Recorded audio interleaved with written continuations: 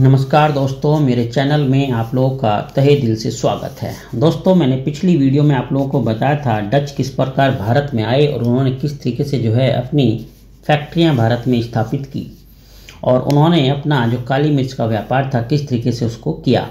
आज मैं आपको बताऊंगा यहाँ पर कि डचों ने मसालों के स्थान पर भारतीय कपड़ों के निर्यात को अधिक महत्व क्यों दिया, इसका क्या कारण था। तो डिटेल में सारी बातें बताऊंगा, आप लोग ध्यान से सुनना और एंड तक इसको ज़रूर देखना क्योंकि इसमें बहुत सारी इन्फॉर्मेशन आपको मिलने वाली हैं। तो देखो दोस्तों, एक बात मैं यहाँ आपको बता देना चाहता हूँ कि जो डच थे, डच शुरू में मसालों का व्यापार किया करते थे। अब उनका जो रुझान था वो मसालों के व्यापार के बजाय आ गया था कपड़ों के निर्यात की तरफ, और इस कपड़ों के निर्यात को उन्होंने काफ़ी अधिक महत्व दिया। ये जो कपड़े होते थे, ये कपड़े कोरोमंडल तट, बंगाल और गुजरात से निर्यात किए जाते थे। कहाँ से बताया मैंने? कोरोमंडल तट, बंगाल और गुजरात। तो यहाँ से ये निर्यात किए जाते थे।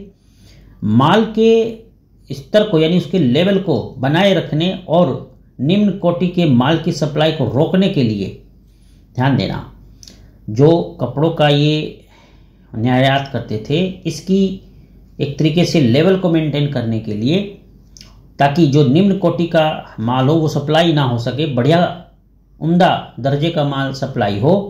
ठीक है, इसके लिए उन्होंने 1650 दशक में डच कंपनी ने कासिम बाजार में, ध्यान देना, 1650 के दशक में इस डच कंपनी ने कासिम बाजार में स्वयं एक रेशम की चक्री का उद्योग स्थापित किया।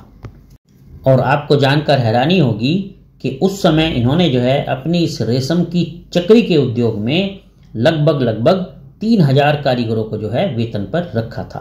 कितने? 3000 व्यक्ति वहां पर वेतन पर रखे गए थे, जो इस चक्री के यानी जो रेशम की चक्री थी, इस उद्योग में वे काम किया करते थे।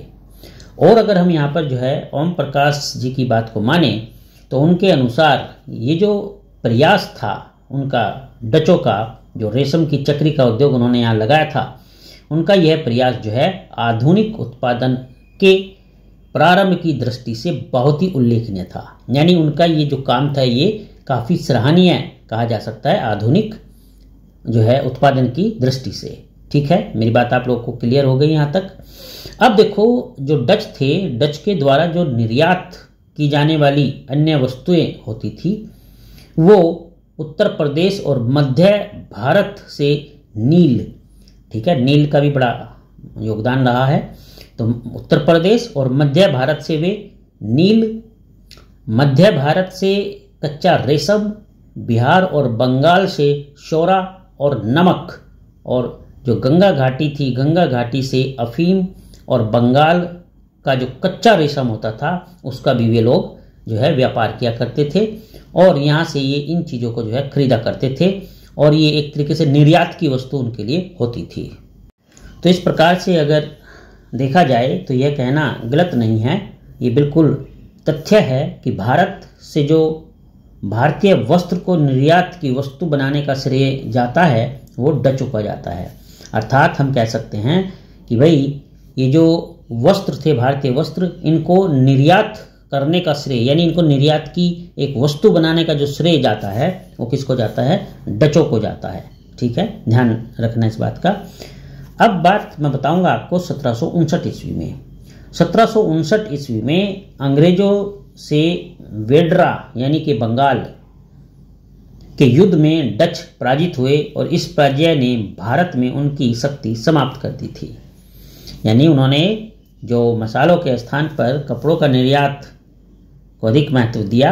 ठीक है, तो ये तो चलता रहा, लेकिन अब डच अपनी शक्तिहीनता की तरफ पहुंच गए थे, जिसमें 1759 ईस्वी में अंग्रेजों ने उन्हें वेड्रा बंगाल में है, वेड्रा के युद्ध में पराजित कर दिया था, और यहीं पर भारत में उनकी शक्ति एक तरीके से समाप्त हो जाती है।